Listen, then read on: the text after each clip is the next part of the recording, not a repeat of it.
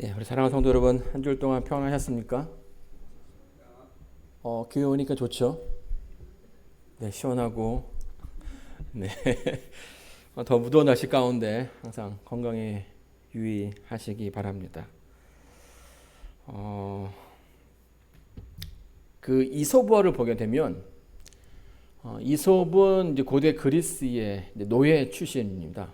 그래서 이제 그 노예 시절에 그 주인과 그 겪었던 그 이야기들을 이제 우화적으로 이제 풍자하는 이제 그런 이야기들이 많이 나오는데요. 하루는 그 주인이 이솝을 불렀습니다.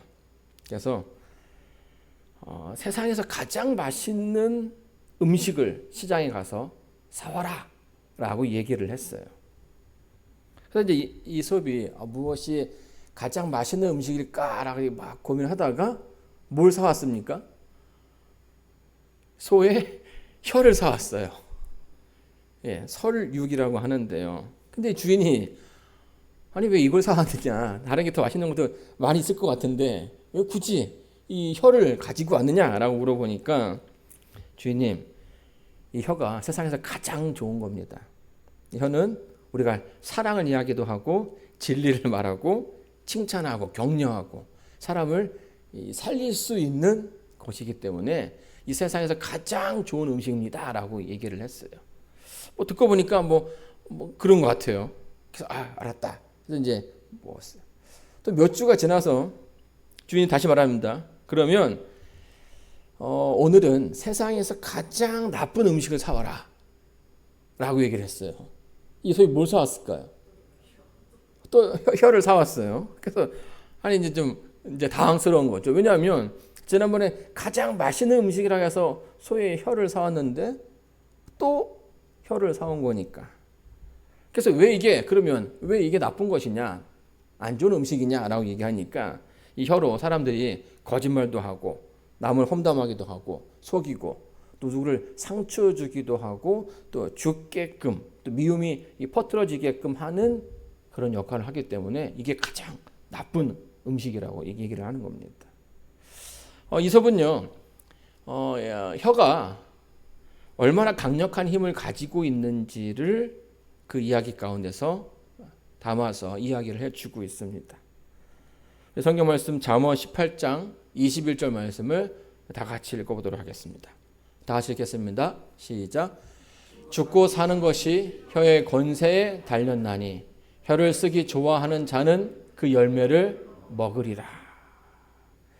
저희가 이제 그 금요일 저녁마다 이 잠언서에 담겨져 있는 솔로몬의 지혜를 하나씩 살펴보고 있습니다. 첫째 날 지혜에 대해서는 얘기를 했고요.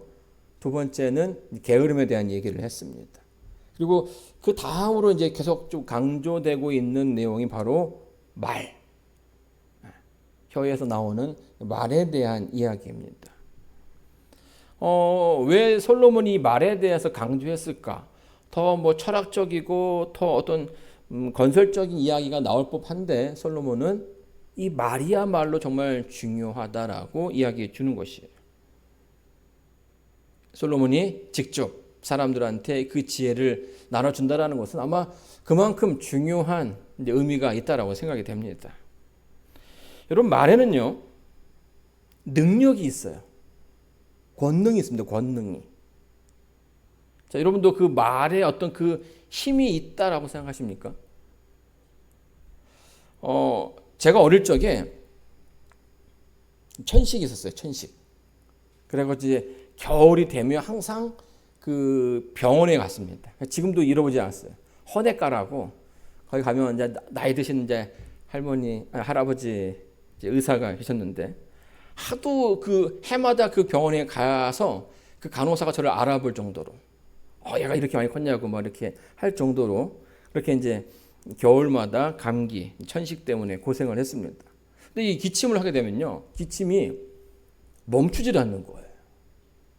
그래서 막 이렇게 그 안에서 뭔가 이렇게 좀 피냄새가 날 정도. 네. 그리고 이제 심할 때는 자다가 깹니다. 이게 기도가 이렇게 확장이 돼가지고 자다가 깨요.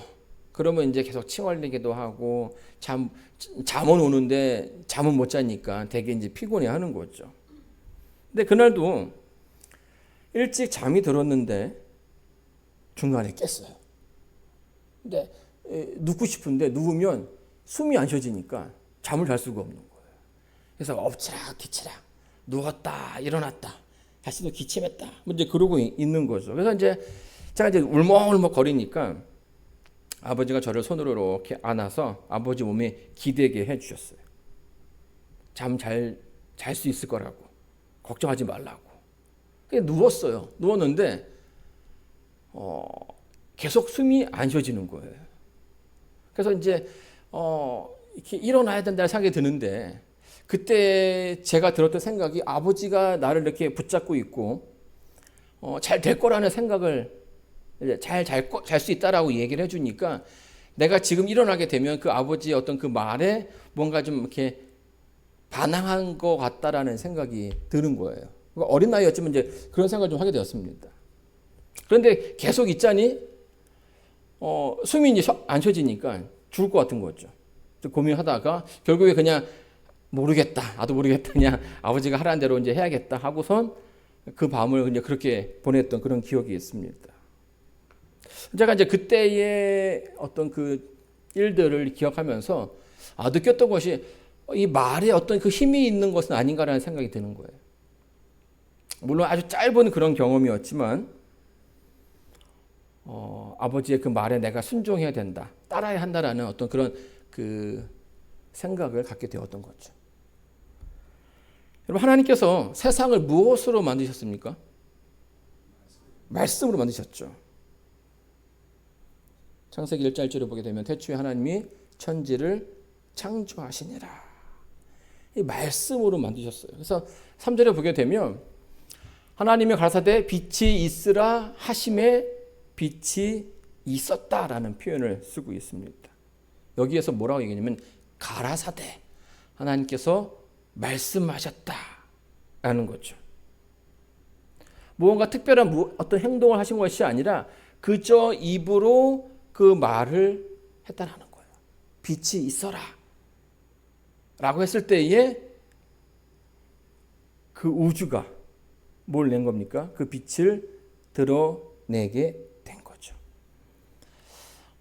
이사야서에 보게 되면 사단이 하나님의 어떤 그 권능을 흉내내는 많은 일들을 하게 됩니다. 마치 자기가 이 세상의 신인 것처럼 행동하기도 하고요.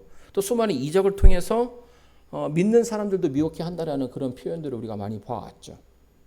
그런데 사단은 절대 흉내낼 수 없는 딱 두 가지 일이 있어요. 그게 뭘까요? 창조와 예언입니다. 물론 이제 사단도요, 유에서 유를 만드는 것을 할 수 있지만 무에서 유를 만드는 것은 하나님의 고유의 능력입니다. 하나님은 무에서 유를 만들어낼 수 있다는 거예요.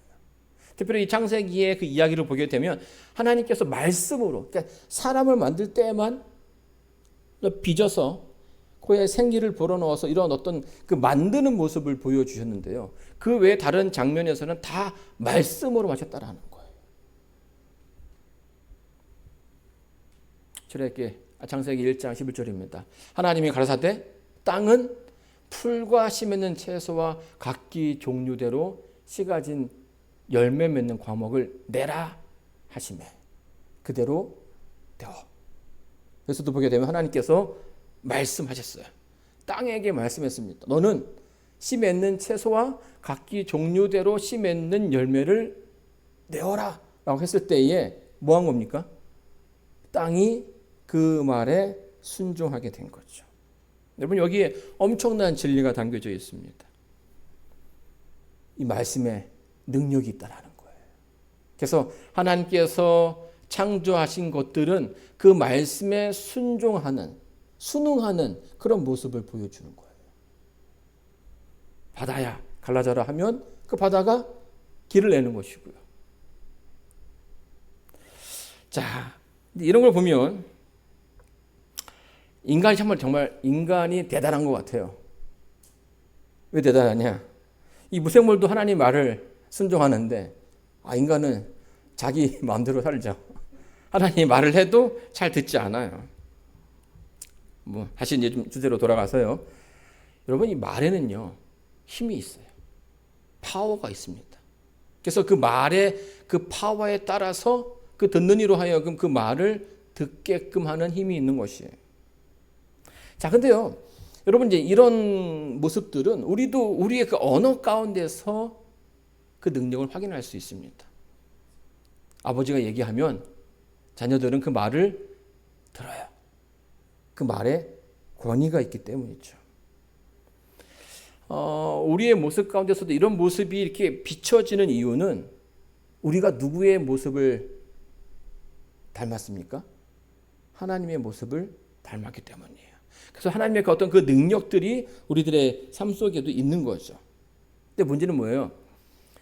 타락한 이후에 그런 능력들이 우리의 그 말에도 능력이 있지만 그 능력이 두 갈래로 나눠지게 되었다라는 거예요.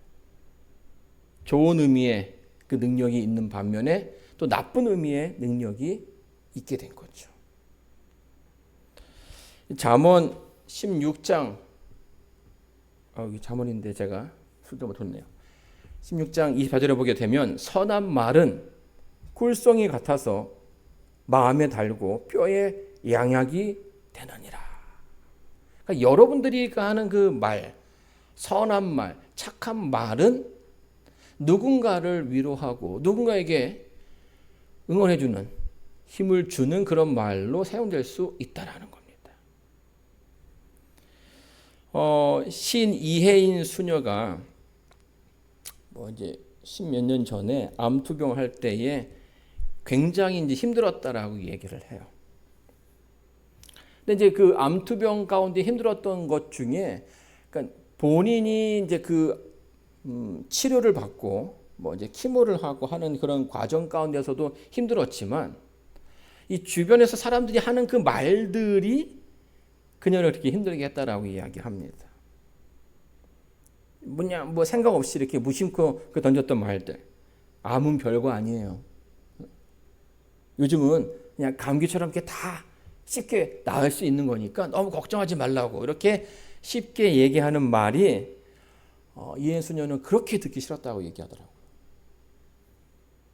겉으로는 웃었지만 속으로는 뭔가 이렇게 좀 거부감이 느껴졌다라고 이야기합니다. 자, 그런데 이 이혜인 수녀가 진정으로 위로를 받았던 것은 그 추기경이 던졌던 한마디예요. 아주 짧은 말인데 그 말 한마디가 그녀에게는 큰 위로가 되었다라고 이야기합니다. 뭐라고 얘기했냐면 이 이혜인 수녀가 항암과 그 방사능 치료를 6년 동안 했다고 합니다. 6년 동안. 그리고 6년 동안 58회를 진행을 했어요. 굉장히 힘든 이제 그런 나날들이었죠. 근데 이제 그런 모습을 보면서 김수환 추기경이 뭐라고 했냐면, 그래, 대단하네. 딱 이 한마디 했어요. 근데 그 말을 듣는 순간 그 이혜인 수녀의 그 마음에 그동안 이렇게 참고 참아왔던 그 눈물이 펄펄펄 이렇게 터졌다라고 이야기합니다. 아주 투박한 짧은 그런 말이었지만 자기의 어떤 그 심정을 공감해주는 그 말 한마디에 그녀가 위로를 받았다라고 이렇게 고백하고 있습니다. 여러분, 우리의 말은요, 때로는 사람을 힘들게도 하지만 때로는 누군가를 응원하기도 하고 누군가에게 용기를 주는 말이 되기도 합니다. 자, 그래서 여러 나라들의 어떤 그 속담을 보게 되면 이 말에 대한 속담들이 굉장히 많다라는 것을 알게 됩니다. 우리나라 속담에는 말 한마디에 천냥빚도 갚는다라고 이야기를 하고요. 또 반면에 혀 아래 도끼 들었다라는 표현도 있어요. 무슨 말입니까? 혀 아래 뭔가 누군가를 이렇게 아프게 하고 상처 주는 그런 무기가 담겨져 있다는 얘기죠. 또 영국 속담에는 말이 일단 밖으로 나가면 타인의 소유다라고 얘기를 해요. 한번 뱉어진 말은 내가 취할 수 없는 것이고 그것이 다른 사람들에게 남겨진다라는 의미입니다. 또 일본 속담에는요, 입은 화의 근원이다라는 표현이 나와요. 특별히 우리나라 말은요, 이 논리적인 것보다는 어떤 그 감성적인, 감정적인 그런 말들이 굉장히 많이 있습니다. 그래서 말의 온도와 어떤 그 느낌이 그때마다 차이가 납니다. 비슷한 말이어도 이걸 뭐 조사를 어떻게 쓰고 또 뭐 이렇게 말을 어떻게 어떤 느낌으로 하느냐에 따라서 전혀 느낌이 달라진다라는 거예요. 키가 커와 키는 커. 다 크다라는 어떤 의미인데 느낌이 좀 다르다는 거 다 아시겠죠? 키도 커와 키만 커. 네. 아주 비슷하지만 그 아주 작은 차이가 큰 차이를 만들어냄을 알 수 있습니다. 그런데 여러분, 이 차이가 서로에게 상처를 줄 수 있다는 거예요. 이 교회 안에서도 이 말 한마디로 상처를 입고 또 심지어는 또 교회에 나오지 못하는 분들도 꽤 있어 왔습니다. 물론 이제 그런 의도가 아니었습니다. 그런데 그 가운데 나 때문에 누가 상처를 받았다면 우리가 이제 그 상처를 헤아려 볼 필요가 있다라는 거예요. 왜냐하면 우리는 누구입니까? 예수님을 따르는, 메시아를 따르는, 그리스도를 따르는 그리스도인이기 때문이죠. 성경에 보게 되면 출애굽기에 이 부분을 좀 이해하면 우리가 좀 더 잘 이해할 수 있을 거라 생각이 됩니다. 소가 남자나 여자를 받아서 죽이면 그 소는 반드시 돌에 맞아 죽을 것이요 그 고기는 먹지 말 것이며 임자는 형벌을 면하려니와 소는 본래 받는 버릇이 있고 그 임자는 그로 인하여 경고를 받았으되 단속하지 아니함으로 남녀간에 받아 죽이면 그 소는 돌로 쳐 죽일 것이고 임자도 죽일 것이며. 여기 보게 되면 어떤 얘기를 하고 있습니까? 소에 대한 얘기를 하고 있죠. 소는 원래 받는 그런 버릇이 좀 있습니다. 그런데 내가 키우고 있는 그 소가 누군가에게 피해를 입혔을 때에 성경은 뭐라고 권면합니까? 그것이 그 피해를 주인이 배상해야 된다고 얘기해 주고 있어요. 내가 한 것은 아니지만 주인에게 어떠한 책임이 있는 것입니까? 그 소를 통제할 그런 책임이 있다라는 거예요. 말도 마찬가지입니다. 그렇지 않다라고 했을지라도 나의 그 말이 누군가의 상처가 되었다라면 그 부분을 헤아려 볼 필요가 있는 것입니다. 그래서 시편에 보게 되면 시편 기자 이렇게 고백합니다. 여호와여 내 입 앞에 파수꾼을 세우시고 내 입술의 문을 지키소서. 우리는요 입을 통해서 두 가지 종류의 말을 다 할 수 있어요. 근데 참 신기한 것은요 같은 입으로 두 말을 할 수 있다는 것입니다. 좋은 말 할 수도 있고요 나쁜 말을 할 수도 있다는 거예요. 그래서 누가 필요하다라고 얘기합니까? 우리 입술에 파수꾼이 필요하다라고 성경은 이야기해 주고 있습니다. 여러분 왜 다윗이 이런 말을 했을까요? 다윗도 자기도 의도하지 않은 가운데 말의 그 실수 가운데 누군가를 해하기도 하고 어렵게 하기도 했던 이제 그런 일들이 생각났기 때문인 것입니다. 자, 그렇기 때문에 우리는 말을 할 때 굉장히 조심해야 하고요. 지혜롭게 할 필요가 있는 것입니다. 이 잠언에서는요. 특별히 그 말에 대해서 좀 더 깊게 얘기를 해주고 있는데 솔로몬이 이제 부정적으로 생각하는 말의 습관 두 가지가 있어요. 그 중에 하나가 뭐냐면 거짓이에요. 거짓말 하는 거. 잠언 25장 18절입니다.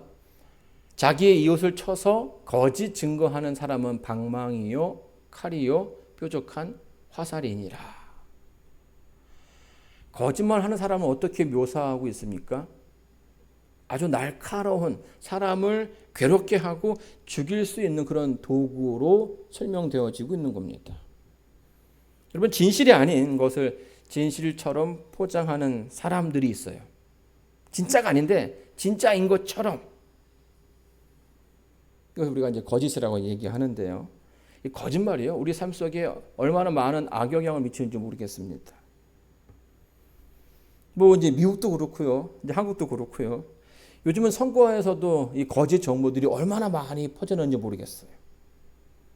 다 분명히 출처가 분명한 건데 그냥 이렇게 상대방에게 피해를 주고자 하는 어떤 그런 의도로 이게 진짜인지 아닌지 분별하지 못하고 이렇게 내뱉는 후보들의 모습들을 종종 보게 되죠. 여러분, 왜 거짓말이 문제냐면 이 거짓말을 통해서 사람들이요, 올바른 길에, 그러니까 진리에 접근하는 것을 이 거짓이 막기 때문이에요. 진리가 아닌 다른 길로 가게 함으로써 그 사람에게 피해를 줄 수 있는 거죠. 얼마 전에 거짓 정보가 얼마나 무서운 것인지를 알려주는 한 사건이 있었습니다. 한국에서 최근에 SNS를 중심으로 잘 이렇게 궁금한 거 있으면 어디다 물어봅니까? 여러분 궁금한 거 있으면 어디에 물어보십니까? 네이버 물어보십니까? 이 젊은 세대들은 이제 챗 GPT에다가 물어보지 않습니까? 근데 이제 챗 GPT에 버섯에 관한 질문을 하면 안 되겠습니다라고 하고서 글이 올라왔어요. 어떤 사람이 붉은 사슴뿔 버섯 사진을 올려놨습니다. 이 버섯 내가 2개 더 먹었어. 몸에 좋으니까 건강해지겠지 이렇게 물어봤어요. 그랬더니 뭐라고 했어요?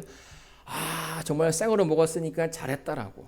그 버섯은 맛있고 쭉 그냥 항산화 물질과 비타민, 미네랄 많아서 면역도 더 높여주고 피부와 소화에도 도움이 된다. 이렇게 쭉 한 거예요.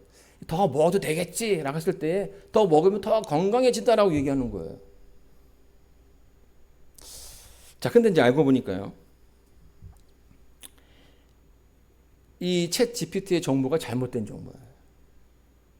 이 농촌진흥청에 따르면 이 붉은 사슴뿔 버섯은 생황 무기로 사용된다라는 거예요. 거기에 이제 뭐가 있냐면 여러 가지 그 곰팡이 독소 가운데 트리코테신이라는 그 물질이 있는데 이 물질이 아주 소량만 흡수를 해도요, 사람이 오한과 복통, 두통, 마비 증상이 있게 되고요. 이게 좀 더 심해지면 장기부전, 뇌손상, 사망에 이를 수 있다라는 거예요. 잘못된 정보가 얼마나 우리의 삶 속에 위기를 가져다주는지 잘 알려주는 그런 사건이었다고 생각합니다. 그러니까 여러분, 챗 GPT가 잘 대답해 주지만 그것이 다 옳다라고 생각하는 것도 좀 위험할 수 있다는 생각이 좀 드는 것이에요. 이처럼 거짓은요, 더 큰 손실을 우리의 삶 속에 줄 수 있습니다. 성경에서 잠언 19장 5절에 이렇게 얘기합니다. 거짓 증인은 벌을 면치 못할 것이요 거짓말하는 자도 피하지 못하리라. 이 보통 거짓은 이웃에게 어떤 그 악영향을 미치게 하기 위해서 사용되는 도구이지만 결국에 그 거짓이라는 그 활동이 계속 반복되면 그 화살이 누구에게 돌아갑니까? 나에게 돌아올 수밖에 없다라고 성경은 이야기해 주는 거예요. 거짓말하는 자도 피하지 못한다고 얘기하는 거죠. 이 양치기 소년의 이야기를 보게 되면 잘 알고 있습니다. 여러분, 양치기 소년은요, 너무 심심해서 그냥 계속 그 양들과 지내는 게 심심해서 뭘 합니까? 사람들을 좀 놀려 먹어야겠다라고 생각해서 늑대가 나타났다고 얘기를 하죠. 근데 그 소리에 사람들이 어떻게 해요? 격하게 반응하는 겁니다. 막 그냥 도망갔다가 넘어지는 사람도 있고 또 어디 숨는데 잘 못 숨어가지고 이렇게 어설픈 그런 모습들이 보이는 거죠. 그 모습이 너무나 우스꽝스러운 거예요. 나중에 이제 사람들이 좀 정신을 차리고 왔을 때에 늑대가 않았다고 이제 거짓말하는 그런 모습들을 보게 되는 거죠. 근데 이게 한 번, 두 번 반복되는 게 어떻게 됩니까? 사람들이 그 소년에 대한 신뢰를 갖지 못하는 거예요. 정작 그가 도움이 필요하는 그 순간에 사람들이 그에게 오지 않는 그런 위기를 그가 겪게 된 것입니다. 소년은요, 거짓말을 통해서 자기의 흥미를 채우는 재미를 얻었지만 결국에는 그것이 사람들이 자신을 향한 그 시선이 바뀌는 것을 경험하게 되었고 결국 그것 때문에 자기가 죽게 되었다는 그런 결론을 이르게 되었습니다. 자, 이렇듯 여러분 이 거짓말은 타인에게 피해를 주는 것뿐만 아니라 자신에게도 큰 위기를 줄 수 있는 것이에요. 이 거짓말에 가장 큰 피해를 본 사람이 있다면 누가 있을까요? 성경에서 이 거짓말에 가장 큰 피해를 보신 분이 있다면 그것은 바로 하나님이시죠. 하나님께서 이 지구를 만드시기 전에 우주를 창조하시고 마지막 이 지구를 만드시는 그 과정 가운데 거기에 이제 그때의 사단이 하나님의 어떤 그 계획 가운데 반기를 갖게 되었죠. 나도 거기에 그 창조하는 그 자리에 참여하기를 원한다라고 했었는 거예요. 왜냐하면 하나님 세 분 계시죠. 아버지 하나님, 아들 하나님, 성령 하나님. 그리고 그 다음에 서열이 누굽니까? 루스벨인 겁니다. 루스벨. 그러니까 하나님께서 만드신 창조물 가운데 가장 아름다웠던, 가장 능력이 많은 그런 천사였는데 그가 거기에 참여하기를 원했다라는 겁니다. 뭐 서열로는 뭐 한 단계 이렇게 차이지만 거기는 건널 수 없는 그런 어떤 그 구분점이 있거든요. 창조주와 피조물이라는 그 차이가 있는 것입니다. 거기에 대해 참석할 수 없게 되자 사단이 뭐합니까? 하나님에 대해, 특별히 이제 예수님에 대해서 어떤 그 반감을 갖게 되었죠. 그래서 뭐하기 시작합니까? 사람들에게 불만을, 거짓말을 통해서, 그러니까 그 천사들에게 거짓말을 통해서 하늘 천사의 얼마입니까? 3분의 1을 자기의 편으로 이렇게 끌어들이게 되었습니다. 당시 그 사단이 했던 그 거짓말은 하나님이 사랑의 하나님이 아니시다라는 것과 또 하나님께서 만드신 그 율법이 지킬 수 없다라는 이야기를 하기 시작했다라는 거예요. 그리고 이제 그런 거짓말들은 계속 시대를 거쳐서 오늘날까지 이 세상에 편만한 그런 거짓말이 되어버렸습니다. 사단은 거짓말을 통해서 뭐하게 만들었어요? 하나님을 오해하게 만들었고 하나님을 이해하지 못하게끔 만들었습니다. 예를 들면 이 지옥에 대한 그 내용 하나만으로도 사람이 죄를 지으면 보통 이제 다른 종교들은 그 지옥이라는 곳이 굉장히 무서운 곳입니다.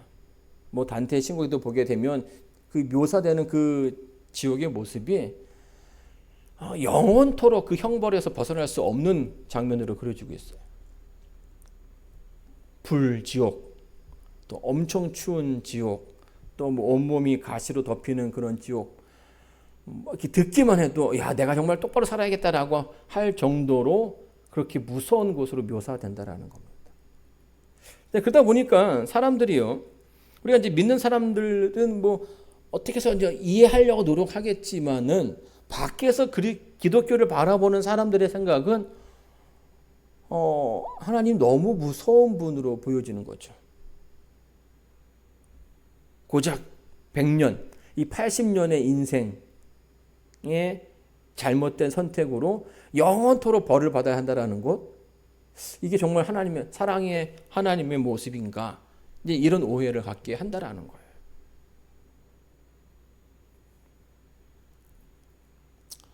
성경을 우리가 좀 바르게 알 필요가 있습니다. 그리고 네, 사단의 어떤 그런 그 거짓으로 인해서 정말 많은 사람들이 하나님께로부터 이렇게 등을 돌려서 돌아갔던 그런 일들이 역사 가운데 굉장히 많다라는 거예요.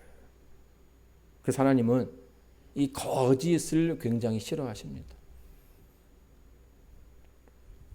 잠언 12장 22절입니다. 거짓 입술은 여호와께 미움을 받아도 진실하게 행하는 자는 그의 기뻐하심을 받느니라. 그 거짓말하는 입술을 여호와 하나님께서 미워하신다라고 이야기하고 있습니다. 솔로몬도 하나님의 성품이 진실하고 정직하시다는 것을 잘 알았어요. 그래서 하나님을 믿고 따르는 백성들은 그 진리 가운데 있어야 하며 늘 올바른 말을 해야 된다라고 권면해 주고 있는 것입니다. 솔로몬은 또한 이간질하는 그 모습에 대해서도 이야기 주고 있어요. 패례한 자는 다툼을 일으키고 말장이는 친한 벗을 이간하느니라. 이 이간질은요, 원래 이제 이간이라는 단어에서 유래가 되었는데요. 이 단어는 떨어뜨리다, 간섭하다라는 의미를 갖고 있습니다. 그러니까 두 어떤 사람 또는 어떤 그 집단 사이에 신뢰와 협력으로 이루어진 그런 관계를 거기에 사이를 두는 거죠. 틈을 만들어서 이 두 사람, 두 집단이 서로 협력하지 못하게 만드는 것이 이간이에요. 이런 행동은요, 다른 사람들을 해코지 하기 위한 도구로 많이 사용이 됩니다. 그래서 결국 이간질은 누군가를 아주 조용하게 지속적으로 이렇게 해치는 말의 행동이에요. 이 공동체 안에서 이 말은, 이간질하는 그 말은 파벌을 만들게 되고 또 어떤 사람들을 이렇게 고립시키게 되고 결국 그 공동체가 무너지는 그런 모습들을 우리가 역사 가운데서 많이 봤다라는 거예요. 그래서 이 이간은요, 어떤 그 전쟁을 할 때에도 그 자주 사용되는 그런 전략 가운데 하나입니다. 뭐 동서고금을 사용하는 그런 전략이에요. 서로 협력했던 그런 두 나라들을 그 사이에 어떤 그 틈을 만들어서 그 가운데서 살아남기 위한 그런 전략으로 사용됐다라는 거죠. 근데 이 히브리어로는요, 이 이간이라는 말이 라쿤이라고 사용됩니다. 라쿤이라는 말로 사용되는데 이 단어는 이 말을 퍼뜨리는 그런 사람으로 묘사가 됩니다. 근데 특이하게도 헬라어로는 디아볼로스라는 단어를 쓰고 있어요. 디아볼로스. 이 디아볼로 하면은 누가 떠오릅니까? 마귀의 모습이, 마귀의 이름이 떠오르지 않습니까?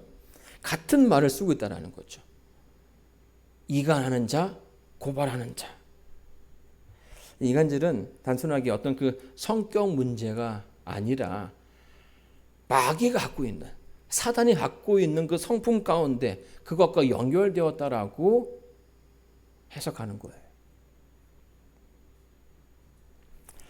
성경에서 아담과 하와 앞에 사단이 그런 모습으로 섰습니다. 아주 아름답게 창조된 이 지구 가운데 사단이 그 하나님과 아담과 하와 사이에 들어오게 되었죠. 그리고 뭐합니까? 그 사이를 파고들었습니다. 3장 5절입니다. 너희가 그것을 먹는 날에 너희 눈이 밝아 하나님 같이 되어 선악을 알 줄 하나님이 아심이니라. 뭐 따로 설명을 드리지 않아도 다 잘 아시는 그런 장면인데요. 하나님의 어떤 그 선의를 오해하게 만들었죠. 의심하게 만들었습니다. 이거를 먹지 말라고 한 이유가 우리가 하나님처럼 될까봐 그런 것이었구나. 그리고 그 틈 가운데 사단이 자리하게 되었고요. 그로 인해서 인류는 하나님과 분리가 되었죠. 생명이신 분과 분리가 되었기 때문에 우리는 결국 죽을 수밖에 없는 그런 존재로 전락하게 되었던 것입니다.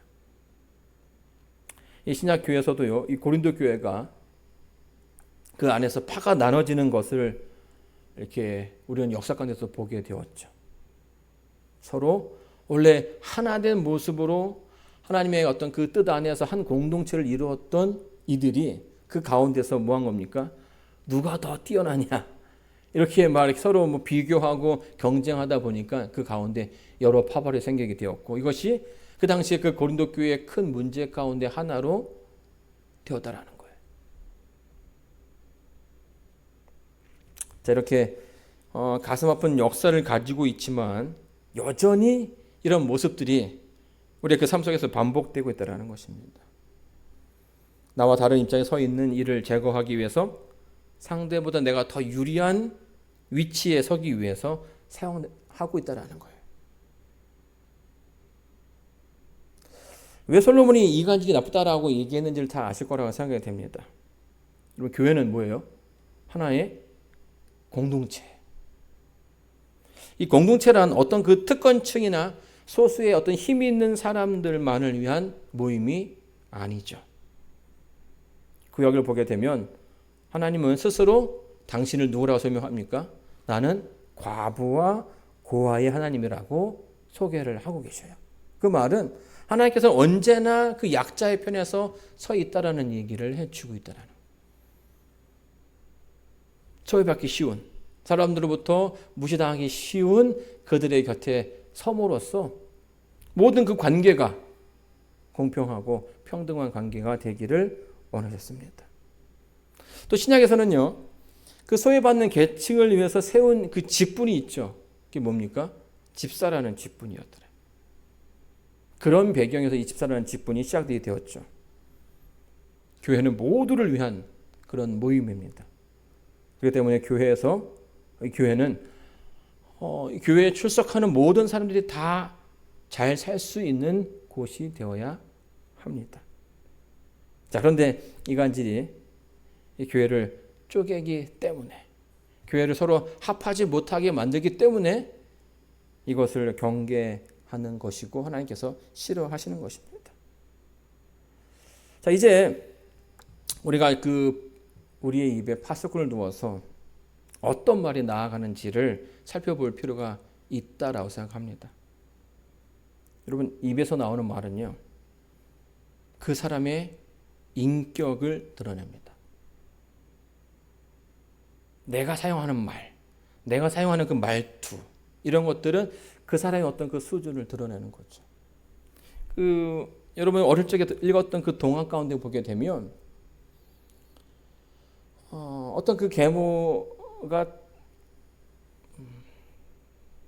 어떤 아버지가 이제 새 엄마와 새 딸을 이렇게 드리게 되죠. 근데 뭐 앞에서는 엄청 잘하는데 이 딸만 있을 때, 아버지가 돈을 벌러 나가고 딸이랑 그 새 엄마와 새 딸이 있을 때는 그 엄마가 누구를 이렇게 구박합니까? 그 본처의 그 딸을 이렇게 구박을 하는 거죠. 근데 하루는 이제 우물에, 뭐 지금이야 뭐 이제 우물이 없지만은 보통 이제 그 마을의 그 중간에 이제 우물이 있습니다. 그렇죠? 그래서 우물 밤에 해가 뉘어지는 때에 물을 길러 오라고 시켜요. 근데 이제 그 물을 길러 갔을 때에 누가 있습니까? 거기에 아주 이게 허름한 옷차림의 한 할아버지가 계신 거예요. 그 소녀한테, 본처의 그 딸한테, 내가 지금 너무 목이 마르니까 물을 좀 달라고 얘기를 해요. 그러냐고. 그럼 제가 이 물을 길어다가 그 할아버지한테 물을 줬죠.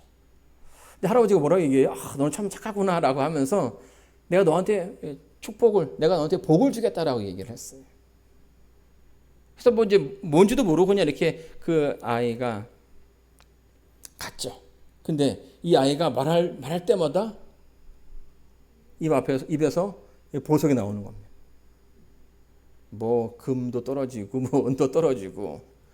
근데 이제 이걸 보고 있자니까 그 새엄마가 너무 탐욕하는 거죠. 그래서 그 자기 딸한테도 빨리 저기 그 마을 우물에 가서 거기 가면 어떤 할아버지가 있을 테니까 묻지도 말고 그냥 물 갖다 두라고 얘기를 했어요. 근데 이제 그 딸은 그게 너무 싫은 거죠. 뭘 이렇게 귀찮게 이런 거를 나한테 시켜놔야죠. 투덜투덜 그냥 그 바가지 이렇게 끌어가면서 갔는데 할아버지는 보이지 않는 거예요. 어떤 젊은 어떤 신사 아저씨가 있는 거죠. 근데 물을 달라고 하니까 뭐라고 얘기했어요? 분명히 엄마가 누구라고 얘기했어요? 할아버지라고 얘기를 하니까 이분한테 내가 잘할 필요가 없다는 생각이 드는 거예요. 당신은 손이 없냐고. 자기가 떠서 먹으라고. 뭐 이렇게 이제 얘기를 했어요. 근데 그 동화에 보게 되면 이제 그 아저씨가 갑자기 펑 하더니만 그 할아버지의 모습을 바뀌게 되는 거죠. 너는 어쩜 이렇게 애가 이렇게 좀 저거 하냐 하면서 이제 너한테도 응? 내가 뭔가 선물을 주겠다라고 얘기하는 거예요. 집에 가서 말을 하는데 뭐가 나옵니까? 뭐 개구리, 지네, 뭐 이제 이런 것들이 이렇게 나오는 그런 얘기입니다. 아주 뭐 간단한 이야기지만 사람들은 뭘 얘기해 주고 있는 거예요? 그 동화 가운데 우리의 그 말이 나의 그 속에서 나오는 그 말이 우리의 인격을 대표하고 내가 어떤 생각을 가지고 있는지 그리고 그것이 누군가의 어떤 모습으로 비치는지를 얘기해 주고 있다는 거예요. 여러분의 입술에서는 무엇이 나옵니까? 보물입니까? 아니면 개구리입니까? 잠언 6장 16절로 19절에는요. 여기 하나님께서 미워하시는 7가지 이야기가 나옵니다. 여호와의 미워하시는 것 곧 그 마음에 싫어하시는 것이 6, 7가지니 곧 교만한 눈과 거짓된 혀와 무지한 자의 피를 흘리는 손과 악한 계기를 꾀하는 마음과 빨리 악으로 달려가는 발과 거짓을 말하는 망령된 증인과 및 형제 사이를 이간하는 자니라. 여기 이제 2개, 3개 정도가 말과 연결이 되어 있습니다. 연관이 되어 있습니다. 말은 단순한 어떤 그 소리가 아니라 누군가의 그 마음에 있는 상태를 또 그 인격을 드러내는 도구로 사용된다는 것이에요.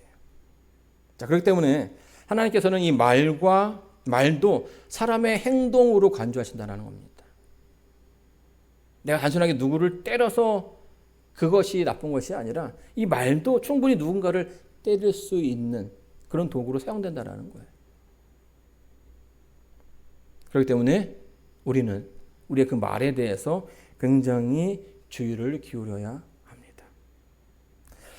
물론 우리는요, 완벽한 존재가 아닙니다. 좋은 말을 하다가도 뭔가 좀 컨디션이 안 좋거나 좀 피곤하거나 막 이러면 이게 다른 말이 나올 수가 있어요. 그렇죠? 그러니까 뭐 하는 겁니까? 늘 기도해야 된다는 거예요. 하나님, 내 입술에 파수꾼을 두어서 내 입을 통해서 하나님을 닮은 모습이 나갈 수 있게끔 그렇게 그분의 지혜를 구하는 겁니다. 심리학자들이 이제 이런 말들을 좀 추천해 주더라고요. 말의 실수를 줄일 수 있는 10가지 방법. 비속어나 상대방을 비하하는 말은 일절하지 않는다. 상대를 폄하하지 말라는 것입니다. 또 상대방의 약점을 건드리지 말아라. 그리고 남과 절대로 비교하지 말아라. 인격을 무시하는 말로 감정적인 상태를 만들지 마라. 상대의 가족을 절대 헐뜯지 마라. 이 가족이 되게 예민하잖아요. 그죠? 네. 연락을 끊자, 헤어지자 등 쉽게 헤어짐을 말하지 말라. 대화를 매번 심각하게 하는 것보다는 약간의 유머를 통해서 그 분위기를 좀 바꾸라는 거죠. 분명한 말은 분명한 말은 오해를 남기지 않는다는 겁니다. 그러니까 이제 이렇게 오해를 만들 만한 그런 말을 하지 말라고 얘기하는 것이에요. 되도록 비꼬는 말을 하지 마라. 하고 싶은 말이 있으면 솔직하게 말해라. 그리고 고맙다라는 말을 자주 하라고 이야기하고 있습니다. 한번 깨어진 관계는요, 회복되기가 쉽지 않습니다. 깨어진 도자기가 깨어진 것을 다시 이렇게 그 조각들을 잘 맞춰도 뭐가 남아요? 그 흔적이 남게 마련이에요. 한번 깨어진 관계는 더 약해질 수밖에 없어요. 그렇기 때문에 더 많은 공을 들여야 합니다. 그 관계가 깨어지기 전에 차라리 말을 아끼는 것이 더 현명하고 지혜로운 일이겠죠. 그래서 성경에 잠언 10장에 보게 되면 말이 많으면 허물을 면하기 어려우나 그 입술을 제어하는 자는 지혜가 있느니라 라고 우리에게 조언해 주고 있는 것입니다. 여러분, 솔로몬의 어떤 이 지혜가 오늘 여러분의 그 삶 속에 도움이 되십니까? 이 그리스도인으로서 우리의 삶 속에 이 말에 대한 어떤 그런 생각들을 좀 분명히 할 필요가 있는 것입니다. 말에는 분명히 능력이 있어요. 그것은 누군가를 살릴 수도 있고요. 또 반대로 누군가를 무너뜨리고 무섭게 하는 도구로 사용될 수 있다는 것입니다. 근데 문제는 이 두 가지가 다 한 입에서 나올 수 있다는 거예요. 성경은 솔로몬은 다윗은 그 입술에 파수꾼을 두라는 조언을 해주고 있는 것입니다. 여러분, 우리가 예수님을 따라가는 사람으로서 그리스도인으로서 살아간다라면 그분께서 좋아하시는 그 말을 해야 될 필요가 있다고 생각합니다. 내 기분에, 내 감정에 맡기는 것이 아니라 하나님의 그 뜻 안에서 살아갈 때에 우리의 그 모습이 점점 하나님을 닮은 모습으로 변하게 되는 것이에요. 저와 여러분의 그 삶 속에 하나님의 모습이 드러날 수 있게끔 하나님께서 그 입술에 나온 말씀을 통하여서 가난한 자들과 연약한 자들을 도우신 것처럼 그런 모습이 오늘 저와 여러분의 그 삶 속에 가득 채워지기를 바라면서 오늘 말씀을 마치도록 하겠습니다.